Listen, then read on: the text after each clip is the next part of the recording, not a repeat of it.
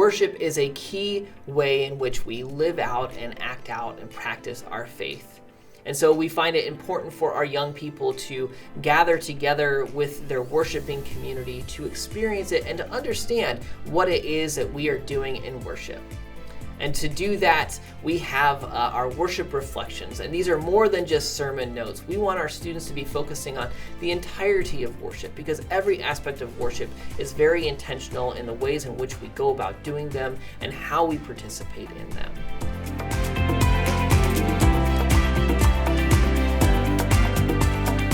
So our worship reflections for our students are individualized by the small group in which our students are participating in. So every semester, they will have a different form of worship reflection to fill out. For example, if our students are in the Bible small group for the first semester, they'll be their worship reflections will have questions about the ways in which Scripture is used in worship. And they'll be exploring that in their small groups and be reviewing their worship reflections in that small group time. On the other hand, if our students are in the worship and prayer small group, well then their worship reflections will be focusing on what's happening in worship, how are we utilizing prayer in worship, and have those types of questions. So pay attention to which worship reflection paper you're filling out and make sure it's matched up with the ones with whatever small group that you are a part of. The top section of the worship reflections is the same no matter what small group that you are a part of.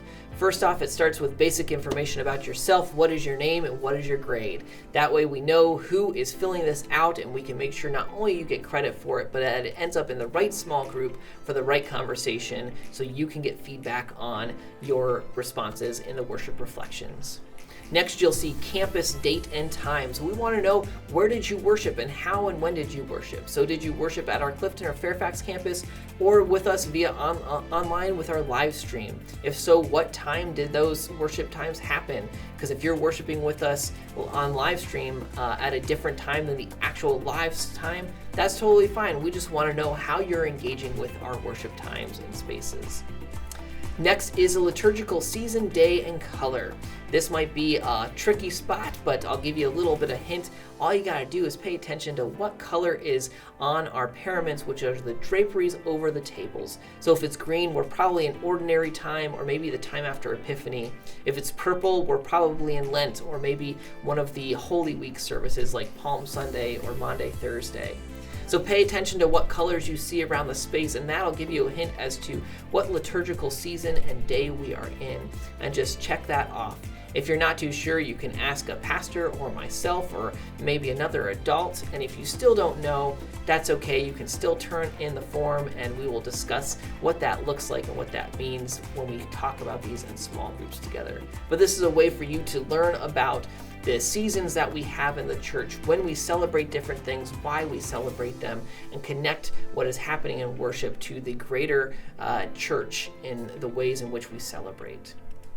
Next up on the sheet are 2 places to list 2 readings. Typically in our worship services, we will have 2 separate Bible scripture readings, and so we want you to write down which ones we had for that particular Sunday in worship service. Sometimes there might only be 1. That's okay, just list 1. Sometimes there might be more than 2.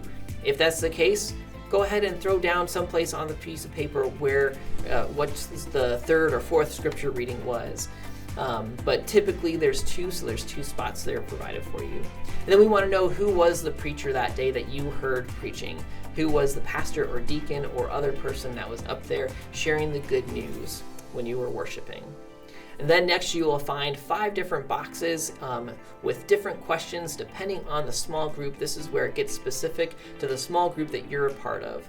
So respond to those as best you can. We ask that you do put something in for each one, even if the response is I don't know or I'm not sure.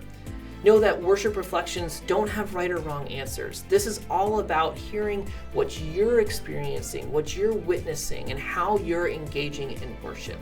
So don't be afraid, these aren't being graded. These will come back to you in small groups where we will look at these and we'll reflect upon them and talk about them together so that we can all learn together. And so if you have questions, put them on your worship reflection, and we'll do our best to respond to those questions when we gather in small group time. To complete these worship reflections, you have tons of different ways you can do it. Number one, there are PDFs on our website that you can download and print off, and you can just fill it out by hand if you would like to that way. That's one easy way to do it. Those PDFs are also editable, so you can just go in and type into the PDF your responses and do it that way. There's also a form online that you can do everything online, fill out the form that is the worship reflections, hit submit at the bottom of the page, and it'll go off into our database system and you'll be all set there. Finally, if you are not a writer or a typer and you would prefer to respond via video or even just voice memo with just audio, those are options for you too. Just take the worship reflection and respond verbally on video or with audio and then submit that file. All of these things, whether you're doing a video recording, audio recording, PDF, print off, all of them can be uploaded onto our website. There is, on the worship reflection page, there are buttons that say upload here. It goes to a private shared drive that we have here at Lord of Life, and so you will upload those. There's a way that you can name it with your name and date so that we know who's turning in each one. So we ask you when you complete those to just upload those to the share file, and we will make sure that you get credit for it, that it gets to the right small group leaders so that we can discuss those and look back with those worship reflections in small group time. So thank you so much for taking the time to do these worship reflections and to take some time to really think about the ways in which you're worshiping and what is happening worshiping as we worship together so that we can continue to learn and grow in this space.